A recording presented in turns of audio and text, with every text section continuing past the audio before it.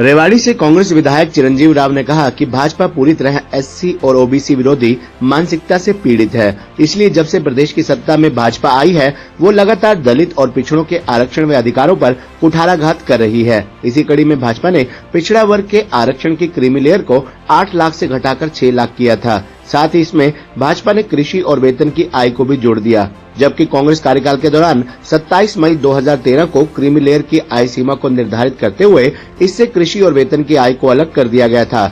विधायक चिरंजीव राव ने टूटी सड़क, गुंडागर्दी आदि मुद्दों को लेकर भाजपा सरकार पर निशाना साधा।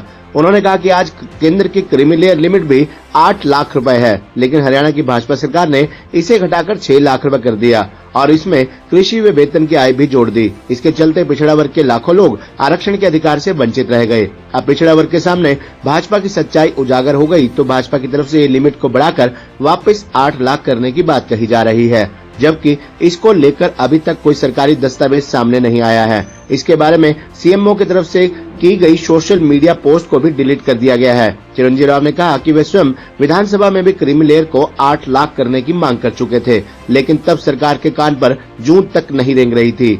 उन्होंने कहा कि प्रदेश की नौकरियों में 2 लाख से ज्यादा पद खाली पड़े हुए हैं, लेकिन भाजपा जानबूझकर इन पदों को नहीं भर रही, क्योंकि पक्की भर्तियां होंगी तो एससी और ओबीसी को आरक्षण देना पड़ेगा, लेकिन भाजपा ऐसा नहीं चाहती। इसलिए पिछड़ा वर्ग के हजारों पद खाली पड़े हुए हैं और एक बड़ा बैकलॉग प्रदेश की नौकरियों में इकट्ठा हो गया है। इसके विपरीत कांग्रेस कार्यकाल के दौरान पिछड़ा वर्ग की सभी जातियों को आरक्षण का उचित लाभ देने के लिए कई कदम उठाए गए। ग्रुप ए और ग्रुप बी की अलग अलग कैटेगरी बनाकर उनको आरक्षण को 10 से बढ़ाकर 15% किया गया था। ग्रुप ए को 10% और ग्रुप बी को 5% आरक्षण दिया गया था, जबकि उससे पहले कुल मिलाकर ओबीसी आरक्षण सिर्फ 10% था। इस मौके पर उनके साथ पार्षद सुमित्रा चांदना, पार्षद रंजना भारद्वाज, पार्षद प्रवीण चौधरी, पार्षद सरिता सैनी, पार्षद नरेश हजारीवास, पार्षद चंदन यादव, पार्षद गिरीश भारद्वाज, पार्षद सुरेश शर्मा, अशोक यादव प्रधान अनाज मंडी, पूर्व अध्यक्ष सुकंतला भांडोरिया, डॉक्टर रामफल, प्रशांत भारद्वाज, नरेश शर्मा, राज कपूर छावड़ी, पवन पहलवान, प्रधान वीर सिंह प्रजापत, संजय प्रधान इत्यादि भी मौजूद रहे।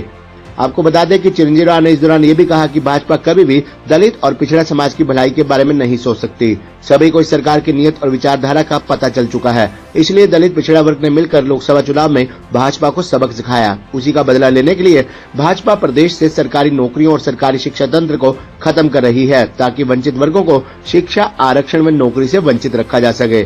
बता दें कि एक दिन पहले हुई बारिश के कारण रेवाड़ी में जल भराव के हालात भी बन गए थे। विधायक ने कहा कि वे शासन प्रशासन से काफी समय से कह रहे हैं कि बारिश के पानी से निपटने के इंतजाम किए जाएं, लेकिन इस सरकार में अफसरशाही हावी है, जिसका खामियाजा जनता को भुगतना पड़ रहा है। वहीं अभय चौटाला द्वारा कांग्रेस पर जुबानी हमले पर कांग्रेस विधायक ने जवाब देते हुए कहा कि अपनी खुद की पार्टी वेंटिलेटर पर है, इसलिए उन्हें दूसरे के बारे में बोलने से पहले अपनी पार्टी को देखना चाहिए। उन्होंने कहा कि वे खुद और उनके पिता कांग्रेस के हैं और कांग्रेस उनकी है, इसलिए कहीं जाने का सवाल नहीं उठता। साथ ही उन्होंने दावा किया कि उनकी टिकट कोई काट नहीं सकता, हालांकि वे किसी की टिकट जरूर कटवा सकते हैं। खबरनामा हरियाणा के लिए रेवाड़ी से राजेश शर्मा की रिपोर्ट। मुख्य रूप से तो 2-3 कारण थे आज प्रेस वार्ता करने के। पहला, जो हम बहुत समय से लड़ाई लड़ रहे थे कि हमारी जो आरक्षण है अदर बैकवर्ड क्लास का, उसके अंदर बदलाव किया जाए, सेंटर के तर्ज के ऊपर इसको 8 लाख किया जाए और जो उसके अंदर एग्रीकल्चर इनकम और सैलरी इनकम ना जोड़ी जाए।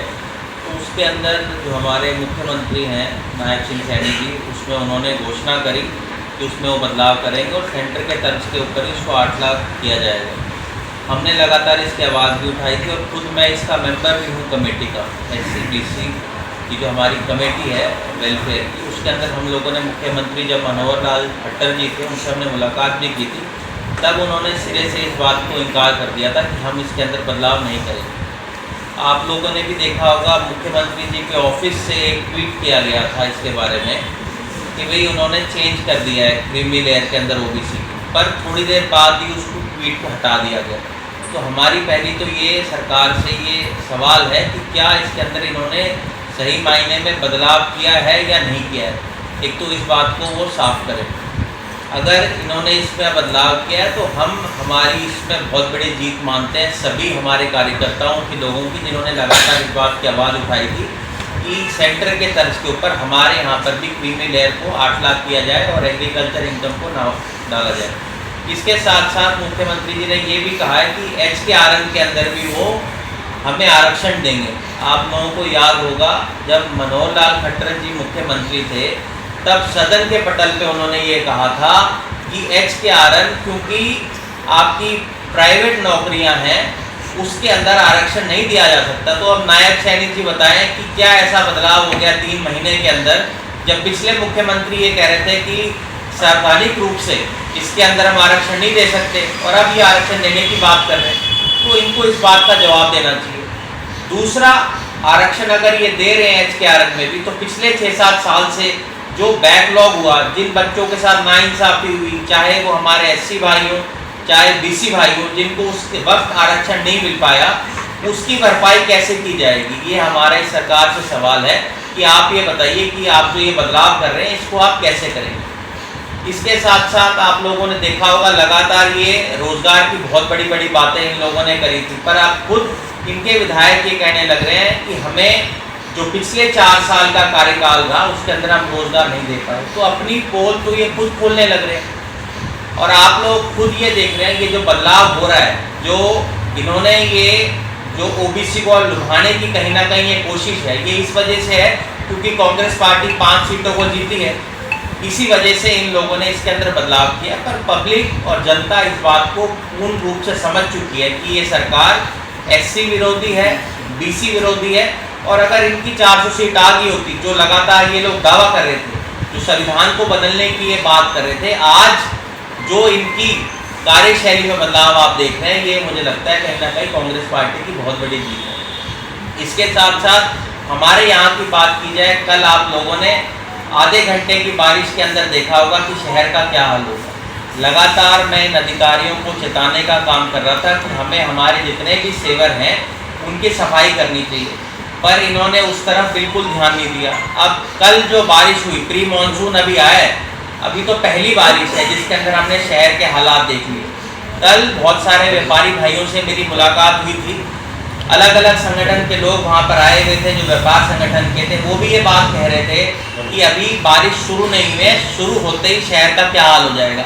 आज हम लोग देख रहे हैं कितने सारे व्यापारी संगठन हैं, आज मिलने भी गए थे अधिकारियों से।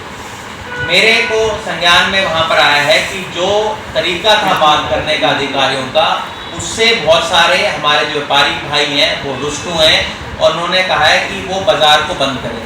ये दर्शाता है कि अफसरशाही जो है कितनी ज़्यादा हावी हो रही है। एक और जो मांग उठाई गई है हमारे जितने भी व्यापारी भाई हैं जिनसे मेरी बात हुई थी कि टाइल का रोड मार्केट में जो हमारा है उसमें ना बनाया जाए, उसकी आवाज़ हमारी सुचित्रा चांदना जी, हमारे परवीन जी और भी जितने भी हमारे साथी हैं उन्होंने लगातार इस बात की आवाज़ उठाई है कि शहर का पूरे जो व्यापारी हैं वो नहीं चाहते हैं कि टाइल के रोड वहाँ बनाए जाएं। आप देखिए वैसे ही वहाँ हालत कितनी ज़्यादा ख़राब है। अगर टाइल के रोड बनाए जाएंगे तो वो फिर 6 महीने के अंदर टूट जाएंगे और जो पूरा पैसा जो उसके अंदर यूज़ किया जाएगा वो ख़राब हो जाएगा। तो हमारी तो सरकार से और एडमिनिस्ट्रेशन से ये मांग है कि अभी भी समय है, अभी भी मानसून शुरू नहीं हुआ है, कि अभी भी अगर ये सीवर की सफाइयाँ अभी से शुरू कर देंगे तो लोगों को जो असुविधा होगी आने वाले समय के अंदर उसमें कहीं ना कहीं उनको फ़ायदा मिलेगा।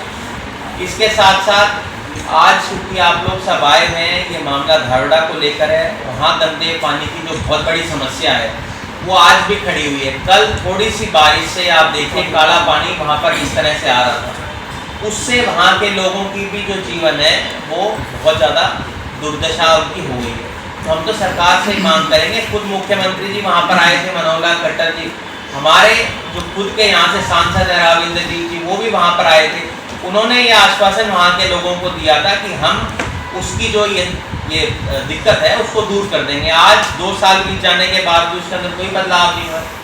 तो आज तो सरकार चाहे राजस्थान की हो चाहे हरियाणा की हो, दोनों जगह आज इनकी सरकार है, तो आज भी इस काम को क्यों नहीं कर पा रहे। इसके साथ साथ कंपनी बाग और हंसनगर में आप लोग देख रहे हैं जो ब्रिज बनना था, ओवर ब्रिज बनना था, आज 3 साल हो गए, उसका काम आज तक पूरा नहीं हुआ। मेरा भी वहाँ जाना हुआ था, वहाँ लोगों से मेरी मुलाकात हुई, वहाँ पर लोगों ने अपने दुख दर्द को बताया।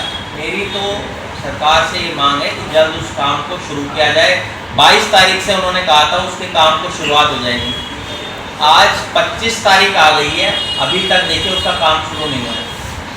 एक बहुत बड़ी समस्या जो शहर की है, इसके लिए आवाज़ मैंने लगातार सदन के अंदर भी उठाई थी। पीने के पानी की बहुत बड़ी समस्या आज शहर के अंदर है। आप लोगों को भी याद होगा कि सर्दियों के अंदर जब एक दिन एक छोड़ के पानी आ रहा था, आज गर्मियों के अंदर क्या हाल। आपने चांदपुर की ढाणी के अंदर भी देखा होगा किस तरह से हमारी माताओं बहनों को रोड पे आना पड़ गया, मटके तोड़ने पड़ गए अपनी आवाज़ उठाने के लिए। हमने जब सदन के अंदर इस बात को उठाया था और ये सवाल किया था सरकार से कि रेवाड़ी में एक दिन एक छोड़ के पानी आता है, तब सरकार की तरफ से जवाब आया था कि हाँ, एक दिन एक छोड़ के पानी आता है। अब आप देखिए उस बात को भी 2 साल बीत जाने के बाद भी आज तक हमारा एडिशनल जो वाटर टैंक है वो रेवाड़ी के अंदर नहीं बन पाया। तो आज समस्याएं तो बहुत सारी हैं शहर के अंदर, पर हमारी तो एक कोशिश रहेगी, अभी इनके पास 3 महीने का समय है। 3 महीने के बाद तो सत्ता परिवर्तन होना ही है। जिस तरह से आपने लोकसभा चुनाव के अंदर देखा कि कांग्रेस पार्टी ने कितना अच्छा प्रदर्शन पूरे देश भर के अंदर किया है और खास तौर पे आधी सीटें हम लोगों ने हरियाणा में जीती हैं। ये दर्शाता है आने वाला समय कांग्रेस का है और जो लोगों की समस्याएं हैं उनको दूर करने का काम हम लोग करेंगे।